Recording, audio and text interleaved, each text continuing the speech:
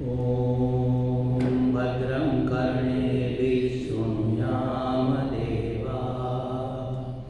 भद्रं पश्येमाक्षभिर्यजत्राः स्थिरैरङ्गैस्तुष्ट्वांसस्तनूभिः व्यसेमदेवहितं यदायुः स्वस्ति न इन्द्रो वृद्धश्रवाः स्वस्ति न पूषा विश्ववेदाः स्वस्ति नस्तार्क्ष्यो अरिष्टनेमिः स्वस्ति नो बृहस्पतिर्दधातु। ॐ शान्ति शान्ति शान्तिः। ॐ भद्रं नो अपि वातयमनः।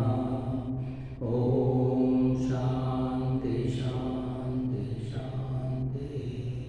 हरिः ॐ श्रीगुरुभ्यो नमः। हरिः ॐ।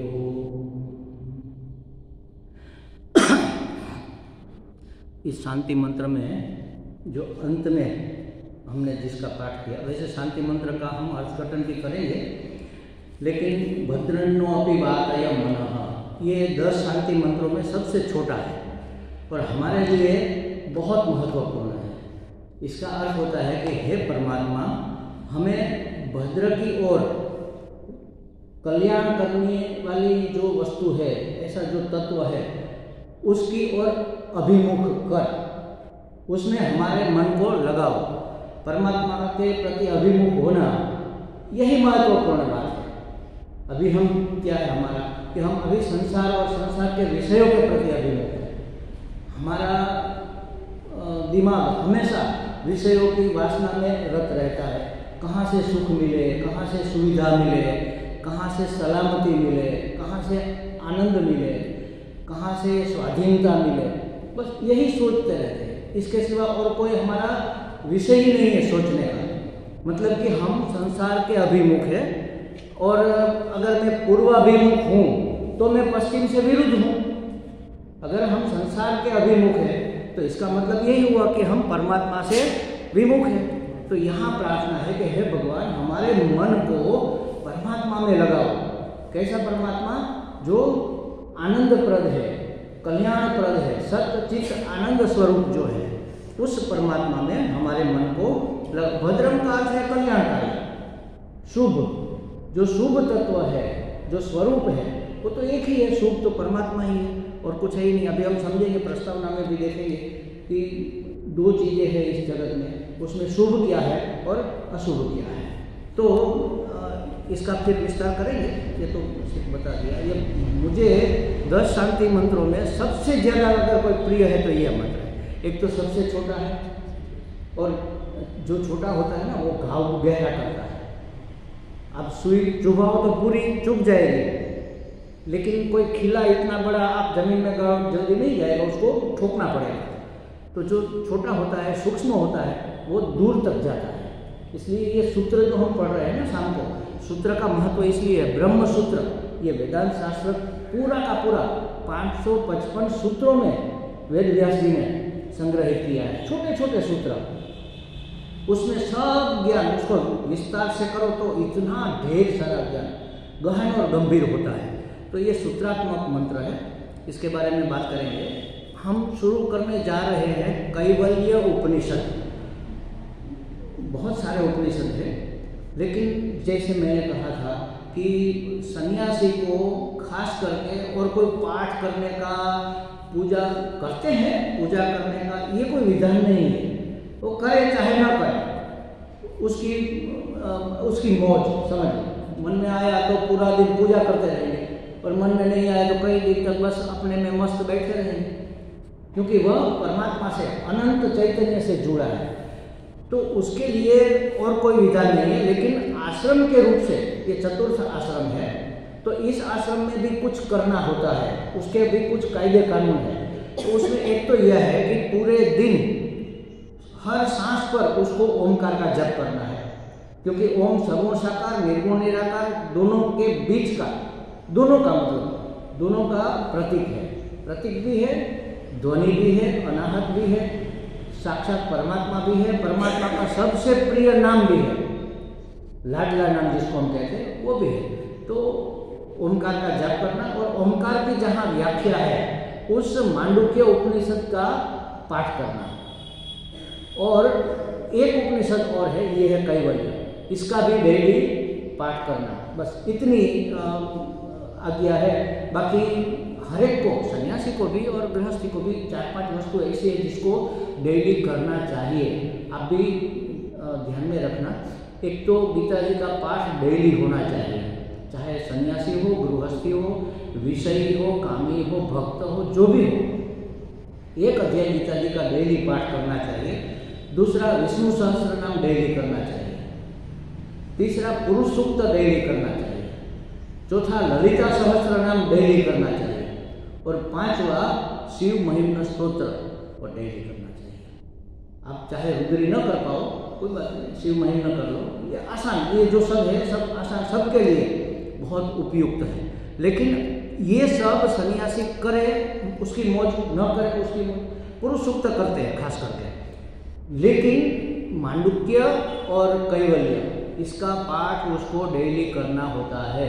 हम शंकराचार्य जी नाम सुना है ना, शंकराचार्य जी का, 4 शंकराचार्य है हमारे, वो हमारे सनातन धर्म के सर्वे सर्वा मान लो राजा के स्थान पर है, सर्वे सर्वा सबसे उत्कृष्ट स्थान पर है। उसको भी एक आज्ञा है कि पर डे उसको 10,000 जाप करने होते हैं।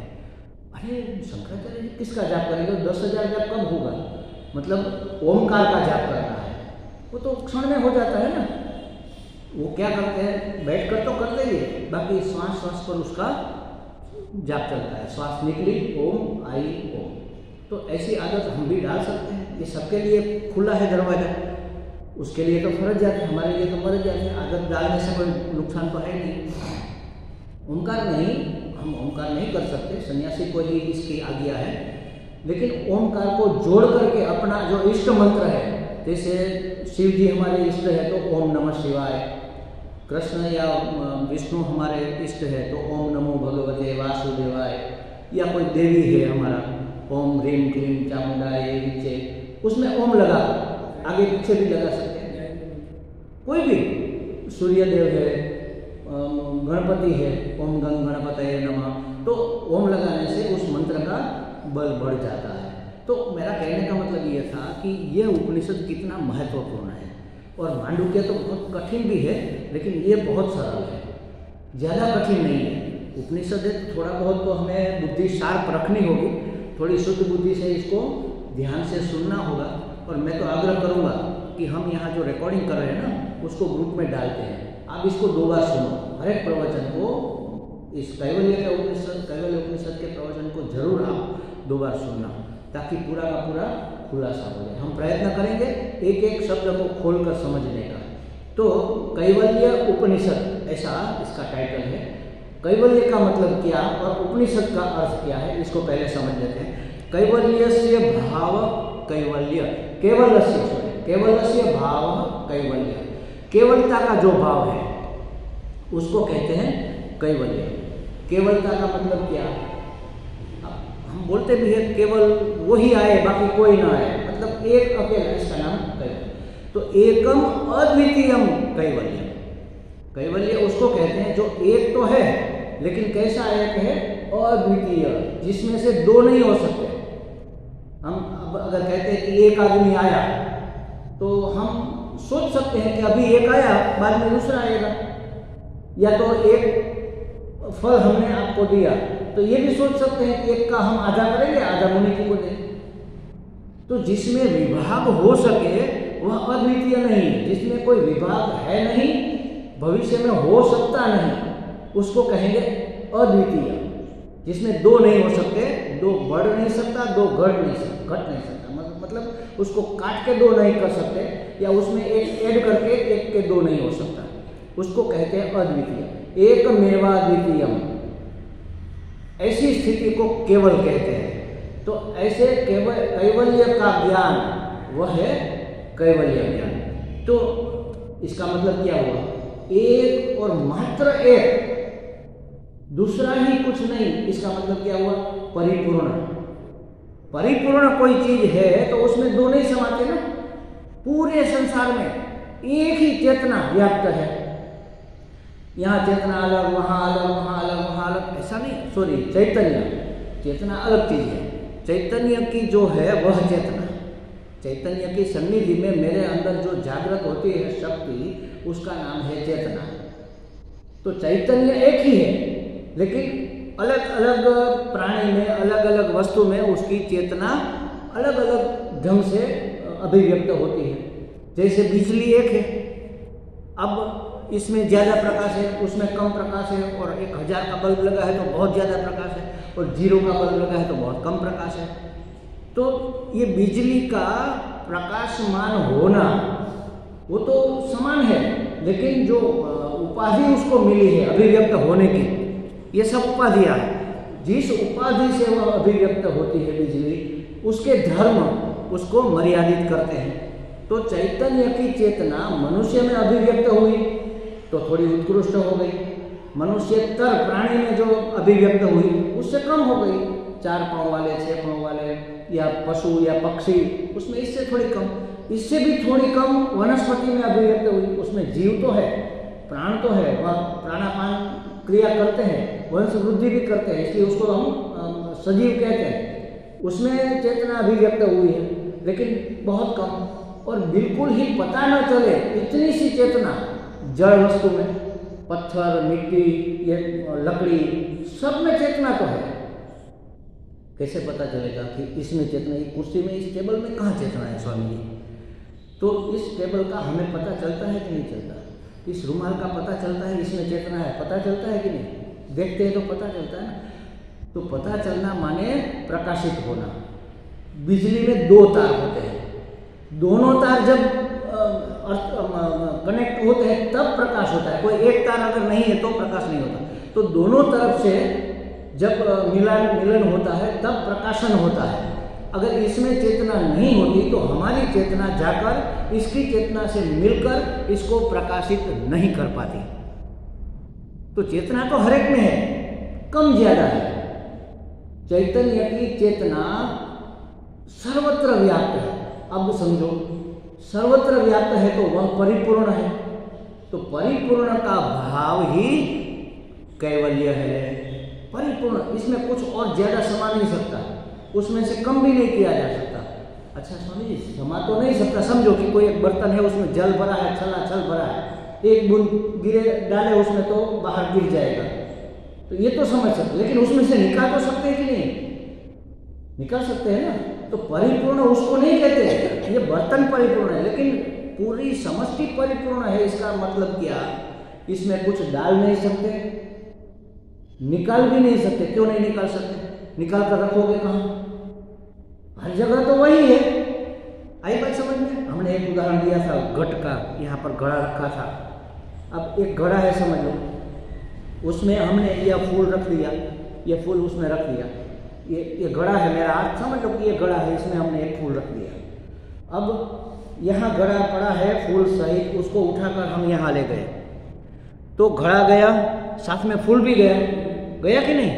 अब फूल निकाल दिया, अब यहाँ घड़ा पड़ा है, उसके अंदर आकाश है, खाली जगह है, उसको हम यहाँ से यहाँ ले गए तो घड़ा ट्रैवल किया, घड़े ने, घड़ा यहाँ से वहाँ गया, तो अंदर का आकाश भी गया कि नहीं गया?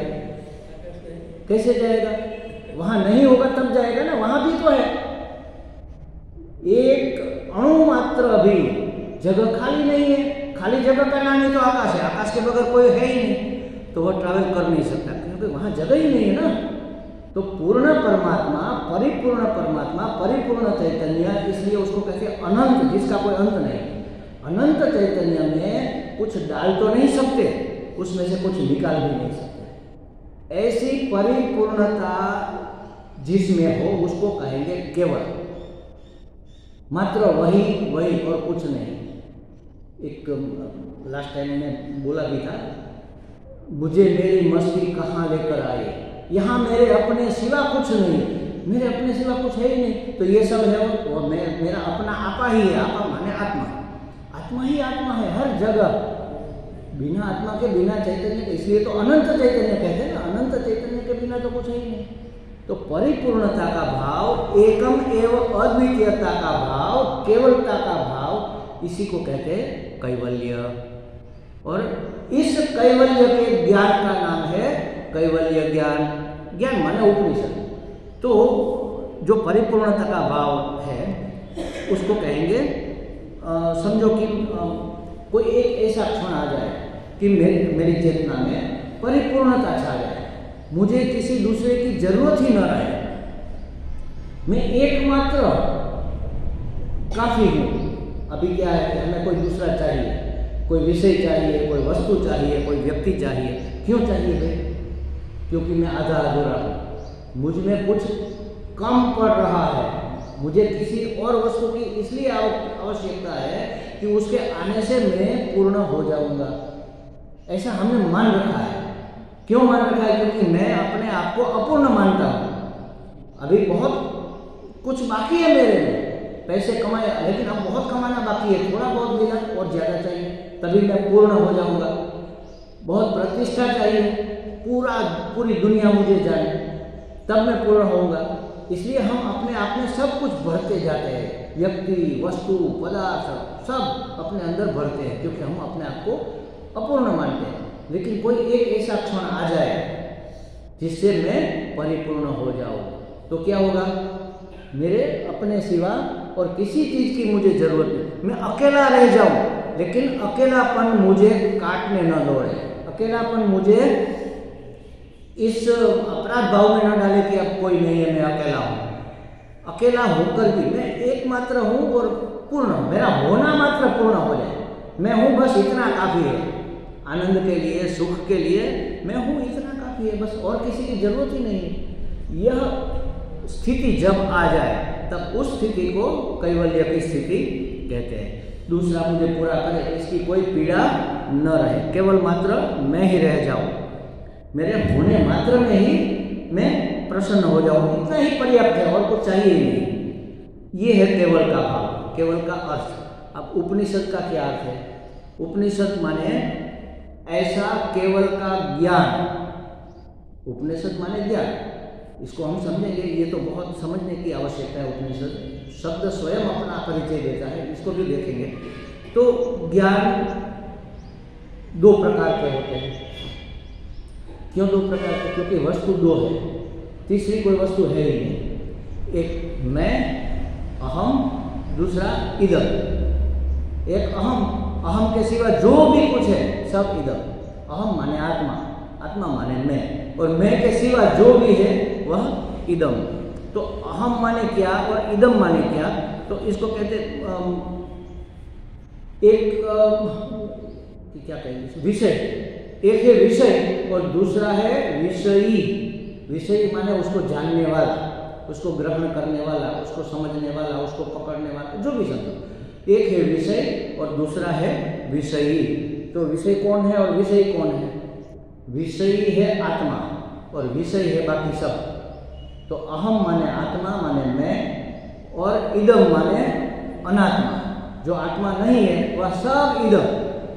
दो प्रकार की, इसलिए दो प्रकार के ज्ञान चाहिए। अहम को जानने के लिए एक प्रकार का ज्ञान, इदम को जानने के लिए दूसरे प्रकार का ज्ञान, जिसको हमारे शास्त्र में परा और अपरा विद्या ऐसा कहा है। एक जैसे मैंने ना मांडुक्य उपनिषद, वैसे एक मुंडक उपनिषद है। मुंडक का मतलब है मुंडा हुआ सर। किसका होता है? हमारे जैसे सन्यासियों का। तो सन्यासियों के लिए ये मुंडक उपनिषद, मतलब जिसने ये बाल है ना, हमारी वासना का प्रतीक है, हमारे आसक्ति का प्रतीक है, इसलिए इसको निकाल देते हैं। आसक्ति ज़्यादातर काम बालों में बसता है, समझ लेना। हमारा जो काम है ना बालों में बसता है, इसलिए जो सुंदर स्त्री है उसकी प्रशंसा करने में सबसे पहले क्या करते हैं? उसके तो कितने लंबे घने बाल है। हम भी बार बार ऐसे करते रहते हैं। दो बाल बचे होते तो भी उसको संवारते रहते हैं, क्योंकि उसमें कामना छिपी हुई है। तो जो अनात्मा है, आत्मा के सिवा जो भी है सब अनात्मा है, और दोनों को जानने के लिए दो विद्या है। तो मैं कह रहा था मुंडक उपनिषद, उसके शिष्य, उसका नाम है ऋषि शौनक। देखो ऋषि भी शिष्य होते हैं तब उसको ज्ञान मिलता है। शौनक ऋषि अपने गुरु अंगिरा जी के पास जाते हैं और उसको पूछते हैं, कस्मिन्नु भगवो विज्ञाते सर्वविधं विज्ञानम भवति इति।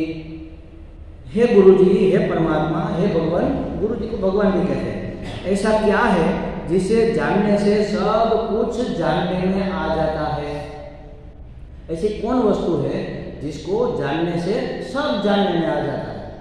तो गुरु उसको उत्तर देते हैं, वह है आत्म तत्व। आत्म तत्व को जान लो, सब समझ में आ जाएगा। हम भी कई बार कहते हैं कि 3 चीज़ों को जानना है सिर्फ, उसमें से किसी एक को भी जान लो तो सब, जीव, जगत और जगदीश्वर, किसी एक को जान लो। जगदीश्वर इतना दूर है, कहाँ जानने जाएंगे?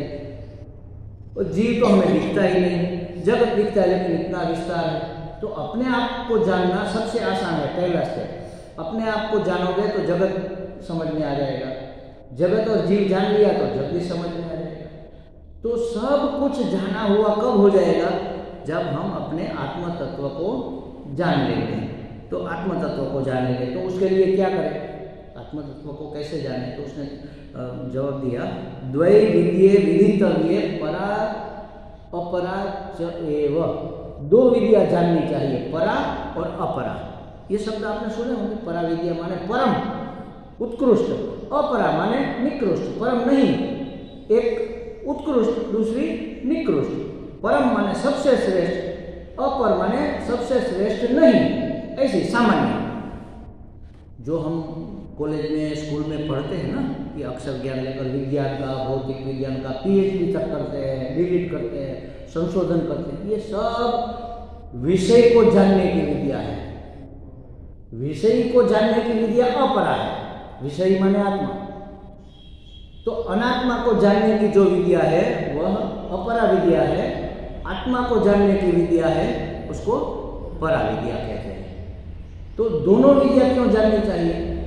क्योंकि जिसको हम अभी अनात्मा कह रहे हैं वह कौन है? परमात्मा ने ही तो लिया हुआ रूप है। निर्गुण, निराकार, निर्विशेष परमात्मा कैसे अभिव्यक्त होगा? किसी न किसी वेश का आधार लेकर अभिव्यक्त होगा।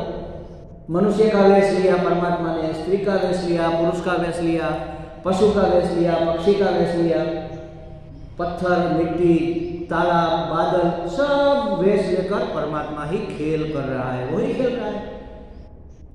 लेकिन ये इस वेश को कहते हैं नाम रूप। और अंदर जो वेश जिसने धारण किया है, जो अभिनेता है, अभिनेता वेश धारण करता है ना, उसको कहते हैं अस्थि भाति प्रिय।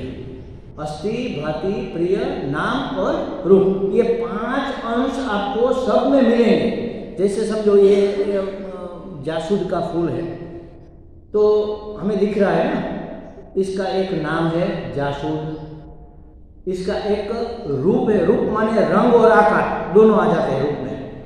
रूप है ऐसा ऐसा आकार इसका और रेड कलर। तो हमें क्या दिखता है?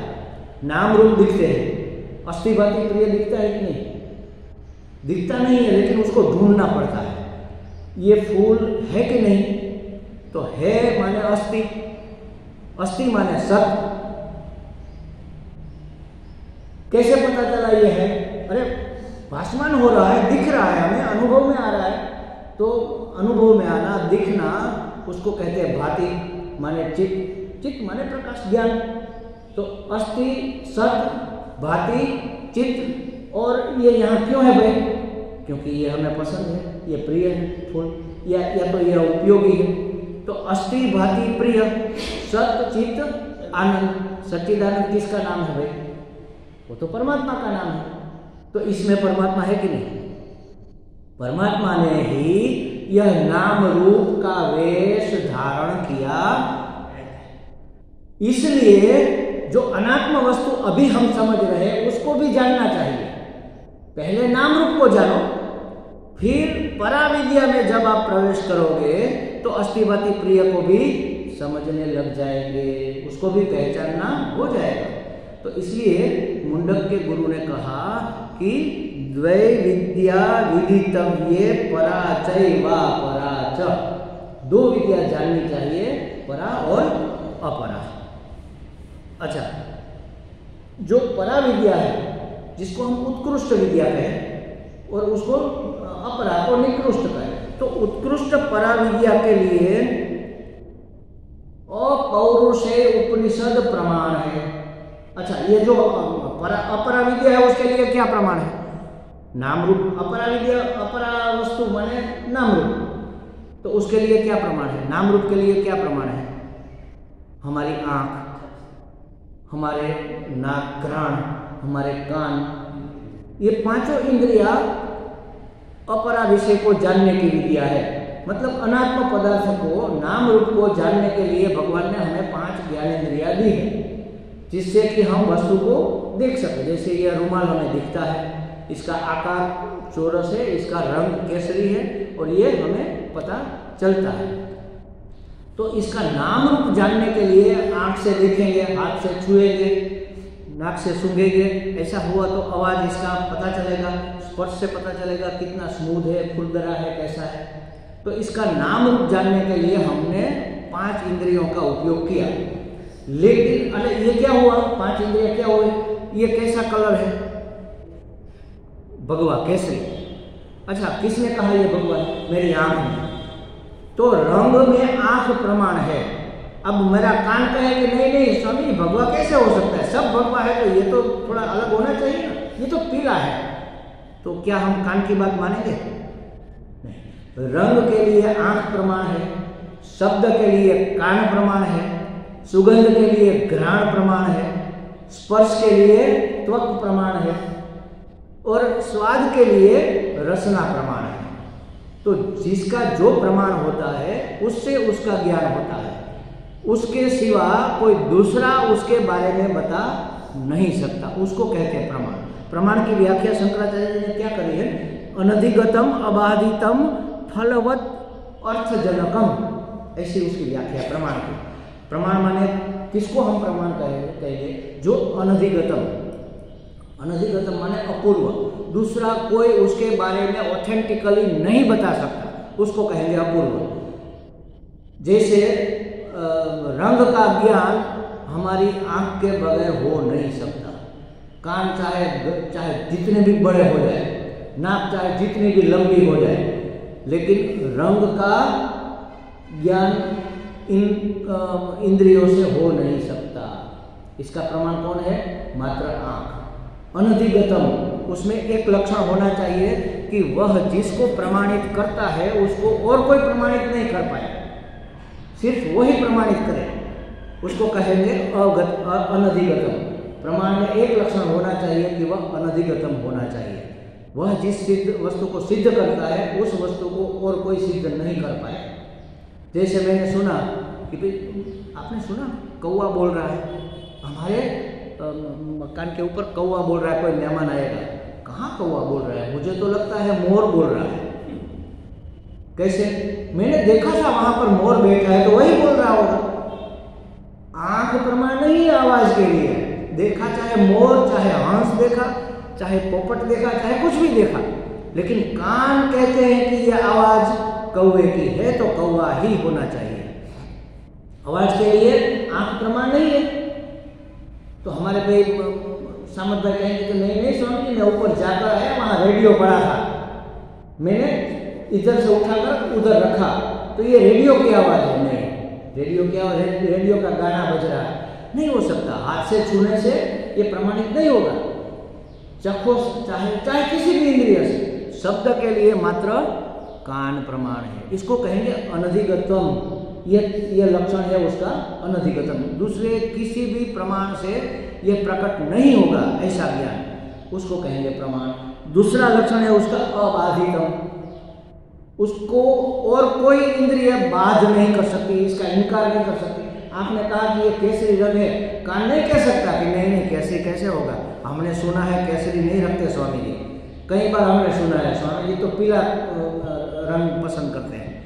तो कान की सुनी हुई बात मानी नहीं जाएगी। अबाधित्वम, आंख से जो प्रमाणित हुआ उसका बाध नहीं हो सकता, इसको कहेंगे प्रमाण। प्रमाण ऐसा होना चाहिए जो अपूर्व हो, मतलब कि कोई दूसरा उसको प्रमाणित न कर पाए।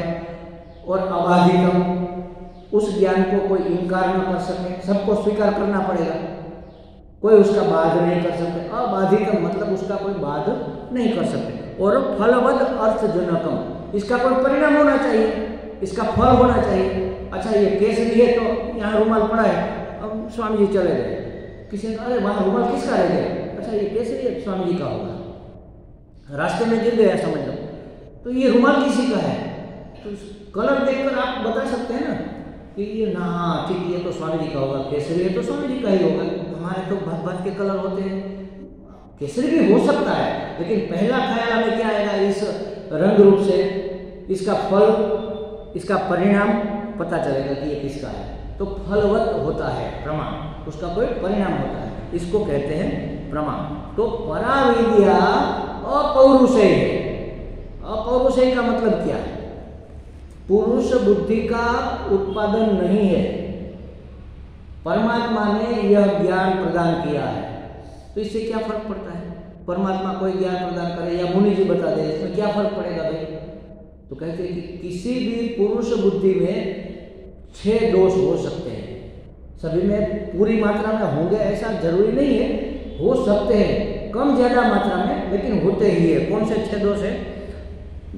एक तो अज्ञान, पूरा ज्ञान नहीं होगा, हमें पूरे दुनिया का ज्ञान थोड़ी है, हम कभी कभी अनुमान से भी कह देते हैं।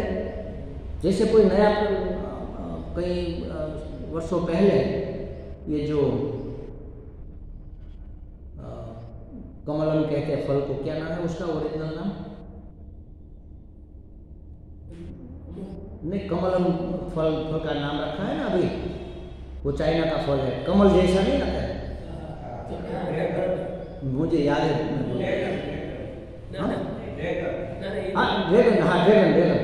ड्रैगन फ्रूट, वो चाइना का है ना। तो 5 साल पहले किसी को पता था ड्रैगन क्या है? कोई अगर हमें बताता कि देखो ये क्या है, तो हम ये भी नहीं सोच पाते कि ये फल है। हम कहेंगे कोई फूल अभी खिला नहीं है, बंद, जैसे कली होती है गुलाब की या कमल की, ऐसा कोई बंद फूल होगा। तो अनुमान से ये सच नहीं होगा ना हमारा। पुरुष बुद्धि में अज्ञान का दोष हो सकता है, सभी ज्ञान हमारे पास नहीं है, तो अज्ञान का दोष उसमें हो सकता है, संशय का दोष हो सकता है कि भाई ये बात तो सही है लेकिन मुझे शंका है, शायद ये नहीं वो होगा। निश्चय नहीं होता, किसी भी बात में हम निश्चय पूर्वक नहीं कह सकते ये यही है और कुछ है ही नहीं, ऐसा नहीं कह सकते। किसी को कहते ये आदमी सज्जन ही है, दुर्जन है ही नहीं, थोड़ा बहुत दुर्जनता उसमें हो गई, सब कुछ हो सकता है। परमात्मा की दुनिया में क्या नहीं हो सकता? दुर्जन से दुर्जन मनुष्य में भी कई प्रकार के गुण हो सकते हैं, कई प्रकार की सज्जनता हो सकती है। तो हमारी बुद्धि में अज्ञान रहता है, हमारी बुद्धि में संशय रहता है, हमारी बुद्धि में विपर्य रहता है, विपरीत समझ, देखा कुछ समझे कुछ। सुबह रात को ये गए, दरवाजा बंद करके लाइट बंद कर दी, हमने सोचा चलो थोड़ा टाइम है, थोड़ा टहल लेते हैं, तो हम घूमने निकले। तो एक रस्सी का टुकड़ा पड़ा था, बहुत उजाला नहीं था, थोड़ा बहुत बाहर से आ रहा था, अरे सांप है। फिर लाइट करके देखा सांप नहीं, ये तो रस्सी का टुकड़ा है। तो पहले क्यों सांप लगा? हमारी बुद्धि ने समझ को विपरीत तरीके से ग्रहण किया, तो इसको कहते हैं विपर्य। तो बुद्धि में विपर्य दोष भी होता है। और तीसरा है प्रमाद, जो समझना वो न समझे और कुछ दूसरा ही समझ बैठे, जो करना है ना करे और भी कुछ करते रहे, उसको कहते हैं प्रमाद। और मंदता, सबकी बुद्धि इतनी तेज नहीं होती, बुद्धि में मंदता भी होती है, किसी कोई मंद बुद्धि होता है, कोई तेज बुद्धि वाला, कोई विद्वान होता है, कोई अविद्वान होता है। मूर्ख नहीं कहेंगे लेकिन विद्वान नहीं है, अविद्वान भी हो सकता है। और विप्रलम्ब माने छल कपट, बुद्धि में थोड़ा बहुत छल कपट रहता है, हम जैसा वास्तव में जानते हैं वैसा का वैसा नहीं बताते, थोड़ा बहुत छुपा जाते हैं। जैसे बेटा बेटी की सगाई करनी है तो पता चलता है अरे ये तो सर्वगुण संपन्न है, इतने गुण गिनाते हैं उसके माता पिता या उसके मित्र, अरे हमारा मित्र तो ऐसा है, इतना बहादुर है, इतना वो है, इतना ये पढ़ने में नंबर 1 है, सब इतने गुण गिना, लगता है कि ये तो सर्वगुण संपन्न है। लेकिन शादी होने के बाद पता चलता है कि ये गुण तो सिर्फ नाम मात्र के थे, बहादुरी थी लेकिन वो कॉकरोच से भी डरता है। तो ये थोड़ा बहुत हमारी बुद्धि में छल भी रहता है। तो ये 6 दोष हर एक मनुष्य बुद्धि में कम ज्यादा मात्रा में रहता है। ये दोष परमात्मा में नहीं है, क्योंकि वह सर्वज्ञ है, सब कुछ जानता है। सर्वशक्तिमान है और सर्वव्याप्त है। यहाँ हम बैठे हैं तो बाहर का ज्ञान हमें नहीं हो सकता, लेकिन परमात्मा तो हर जगह है, वो हर जगह का ज्ञान रख सकता है। सर्वव्याप्त है इसलिए सर्वज्ञ है। दूसरी, हर एक के अंदर रहा हुआ है, वही है, उसी ने सब रूप लिए है, इसलिए भी सर्वज्ञ है। अच्छा, सर्वज्ञ है, सर्वव्याप्त है, लेकिन कर पाएगा?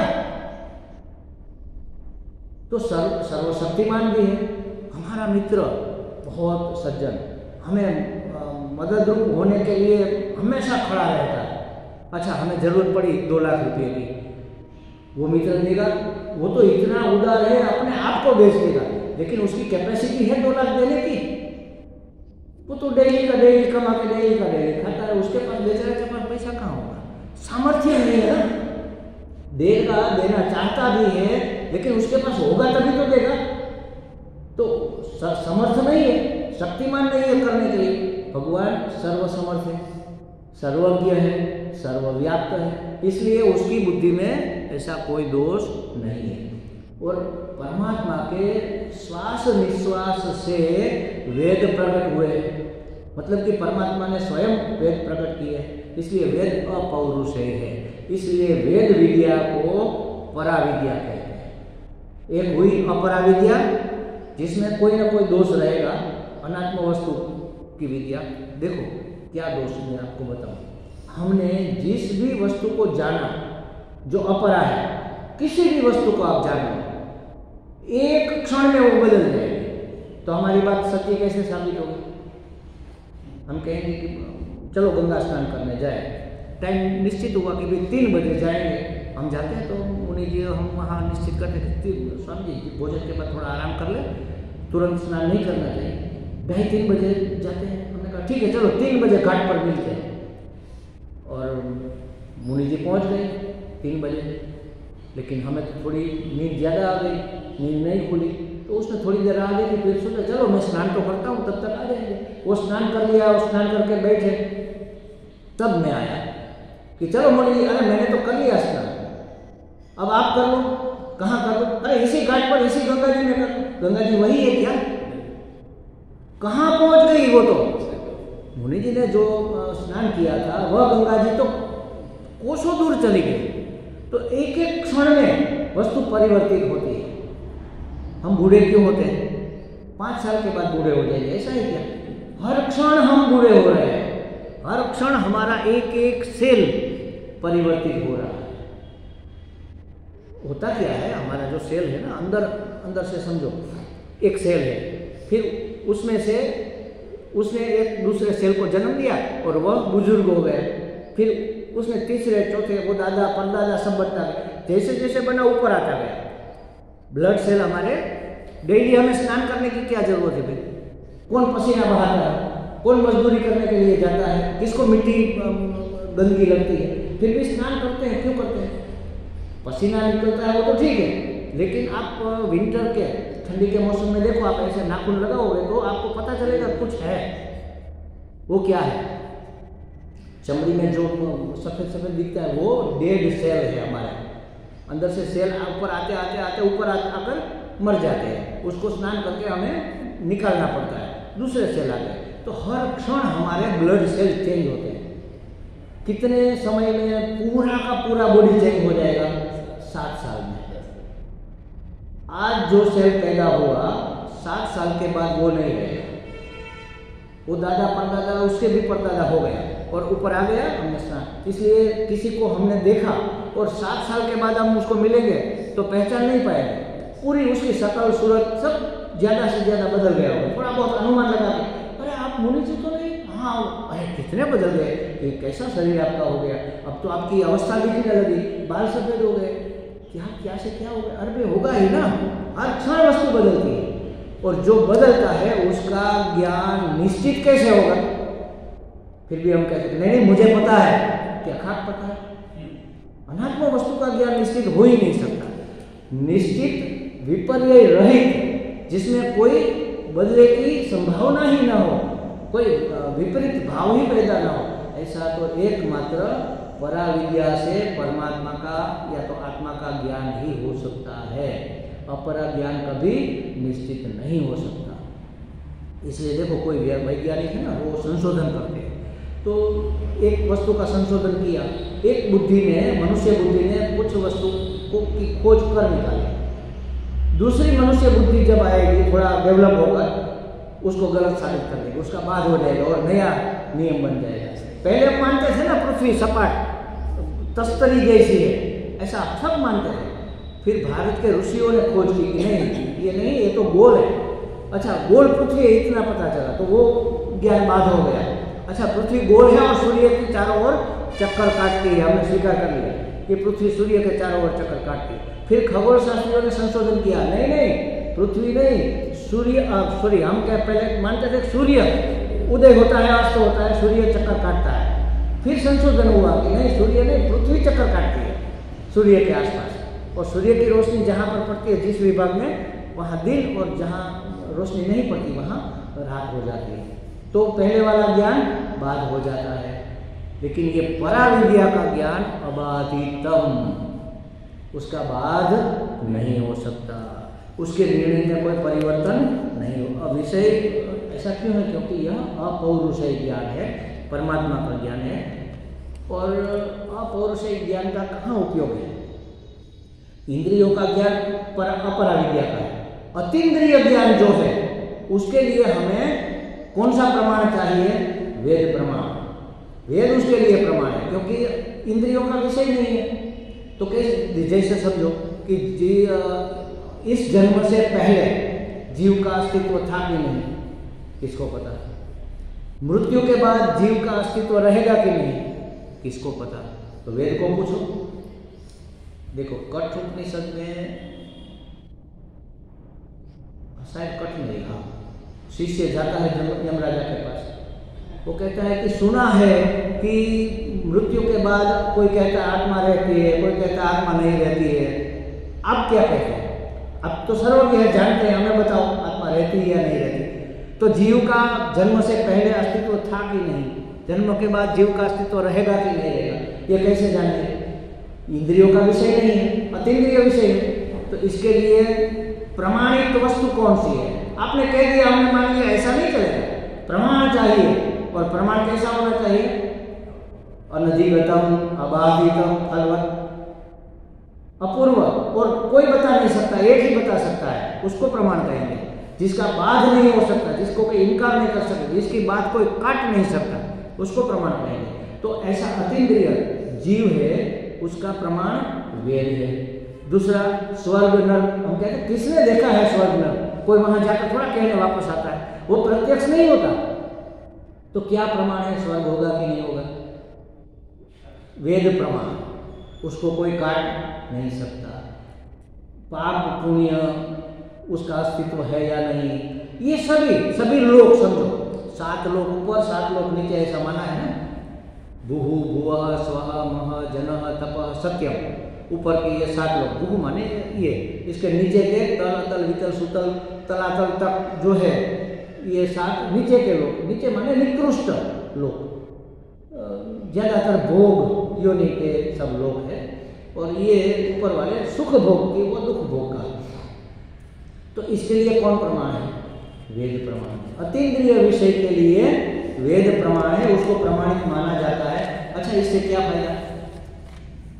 वेद हमें बताता है कि सत्कर्म करोगे तो पुण्य पैदा होगा, पुण्य पैदा होगा तो स्वर्ग मिलेगा, स्वर्ग सुख भोगने के बाद फिर अच्छी जगह आपको जन्म भी मिलेगा। तो धर्म का ज्ञान हमें वेद कराता है कि इसको धर्म कहेंगे, इसको अधर्म कहेंगे। इससे क्या होगा? हम धर्म करेंगे, अधर्म नहीं करेंगे। क्यों नहीं करेंगे? क्योंकि अधर्म का फल पाप है, पाप का परिणाम दुख है, और किसी को दुखी नहीं होना है। कोई कहेंगे कि नहीं मुझे तो दुखी होना है, मुझे सुखी नहीं होना है। कोई नहीं चाहता दुख, सब सुख चाहते, क्योंकि उसका स्वभाव ही सुख है। जो हमारा स्वभाव है वही तो हम चाहेंगे। तो धर्माधर्म का, धर्म अधर्म माने कर्तव्य अकर्तव्य, करने योग्य कर्तव्य है धर्म, अकर्तव्य करने नहीं योग्य वह है अधर्म। तो ये है हमारी जीवन रीति वास्तव में। तो हमारी जीवन रीति का निर्णय करने में वेद प्रमाण है। तो वेद में 2 विभाग हैं, एक कर्मकांड और दूसरा ज्ञान कांड। कर्म कांड हमें आदेश देता है, यह करो या न करो। अतिथि देवो भव, मातृदेवो भव, शराब नहीं पीना चाहिए, मांस नहीं खाना चाहिए, झूठ नहीं बोलना चाहिए, चोरी नहीं करना चाहिए, ये करो और ये न करो, ऐसे आदेश देता है, करने में आदेश देता है। और ज्ञान कांड क्या करता है? उपदेश देता है, वो आदेश नहीं देता, ये है, अब आप तय करो आपको क्या करना है। आप कौन हो? इतने परिचित मर्यादित आप विनुभाई नहीं हो, आप तो परम चैतन्य हो, आपके अंदर वही तो अभिव्यक्त हो रहा है। अपने आप को जानो, अपने आप को पहचानो। हम कोई मामूली चीज, कोई मामूली वस्तु नहीं है, हम क्या है। जैसे हम कहते हैं ना, कोई लड़का अगर कोई किसी को परेशान कर रहा है और हम वहाँ पहुँचे तो अरे तू क्या कर रहा है, तुझे पता है तू किसका बेटा है? अरे फला फला भाई का बेटा होकर तू ऐसा करता है, तुम्हारा खानदान क्या है, तुम्हारे संस्कार क्या है। तो हम भी अपने बारे में सोचे कि हम किसके अंश है, किसका अंश है? परमात्मा का अंश है। अंश का मतलब ये नहीं कि उससे अलग हो गए, अंश का मतलब क्या कि परमात्मा कुछ हिस्से में हमें अभिव्यक्त हुआ। जैसे मुझे समुद्र का उदाहरण बहुत पसंद है, ये सब बिल्कुल फिट बैठता है। समझो पूरा समुद्र भरा है, उसमें एक बड़ा सा तरंग, बड़ा क्या कहते हैं मोजा उठा, कोई छोटा है, कोई इससे छोटा है, कोई फेन है, कोई बुदबुदा है। तो बुदबुदा समुद्र का अंश है, बड़ा जो तरंग, बड़ा जो मोजा उठा वो भी समुद्र का अंश है। अंश का मतलब ये नहीं कि उससे अलग हो गया है। जैसे चिंगारी, जल में जलती हुई लकड़ी में से चिंगारी निकलती है, तो ये चिंगारी अग्नि का अंश है। लेकिन उसमें क्या है कि जब चिंगारी बुझ जाती है तब फिर वह अग्नि में मिल गई ऐसा हमें नहीं लगता, क्योंकि अग्नि तो सर्वत्र व्याप्त है, दिखता नहीं है। लेकिन जल में ऐसा लगता है, फिर बुदबुदा उठा, वो फूट गया तो कहाँ गया? जल में मिल गया। तरंग शांत हो गई तो फिर जल में मिल गई। उसी तरह हम परमात्मा की तरंग है, अंश माने तरंग है। हम उसी में से उठे हैं, उसी में फिर समा जाएंगे। एक ये रूप लिया, एक ये रूप लिया, ये सभी तरंगे समन हो जाएगी, फिर दूसरी तरंगे उठेगी, फिर तीसरी, ऐसे ही संसार चलता रहता है। तो ये धर्म का उपदेश आदेश देता है कर्मकांड, और क्या है, क्या होना चाहिए, इसका उपदेश देता है हमें ज्ञान कांड। ज्ञान विभाग जो है वेद का, वो हमें उपदेश प्रदान करता है। ज्ञान कांड उपदेशात्मक है और कर्मकांड आदेशात्मक है। किसका उपदेश देता है? जो विषय हमें अपरोक्ष हो सकते हैं उसका। देखो तीन वस्तु हमें समझ लेनी चाहिए, प्रत्यक्ष, परोक्ष और अपरोक्ष। ये तीन शब्द ठीक से बिठा लो। प्रत्यक्ष, अक्ष माने इंद्रिया, उसमें महत्वपूर्ण प्रधान इंद्रिया कौन सी है? आँख, इसलिए आँख को भी अक्ष कहते हैं, और सभी इंद्रियों का नाम अक्ष है। इंद्रियों के बिल्कुल सामने है प्रति, उसको प्रत्यक्ष कहते हैं। हम जब एप्लीकेशन या पोस्ट कार्ड या टपाल लिखते हैं तो क्या लिखते हैं? प्रति श्री फलाना फलाना। प्रति माने उसकी ओर, प्रति अक्ष आँख के सामने, इसको कहेंगे प्रत्यक्ष। परोक्ष माने क्या? जो हमारे सामने नहीं है लेकिन हमें बताया जा रहा है कि हिमालय ऐसा है, कश्मीर ऐसा है, ऐसा है।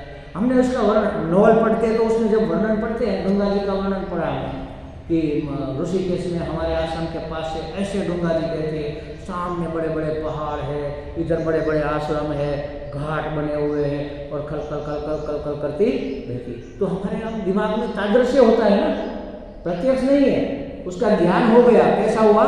परोक्ष ज्ञान, समझ में आया, सिर्फ हमने अनुभव नहीं किया।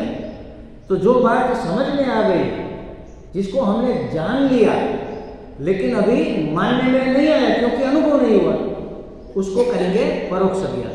जब हम वहां जाकर गंगा जी को देखेंगे, उसमें स्नान करेंगे, उसके घाट पर बैठेंगे, थोड़े दिन वहां रुकेंगे, तो क्या होगा? गंगा जी का अनुभव हो गया, दृश्य का अनुभव हो गया, जल का अनुभव हो गया, कितना ठंडा है, कितना गर्म है, कैसे घाट है, कैसे लोग आते हैं, कैसा पहाड़ है, कैसे पर्वत है, कैसे मंदिर है, सब आश्रम है, सब अनुभव में आ गया। तो ये प्रत्यक्ष नहीं है, परोक्ष भी नहीं है, हमने स्वयं जाना, अनुभव किया। उसको कहेंगे अपरोक्ष।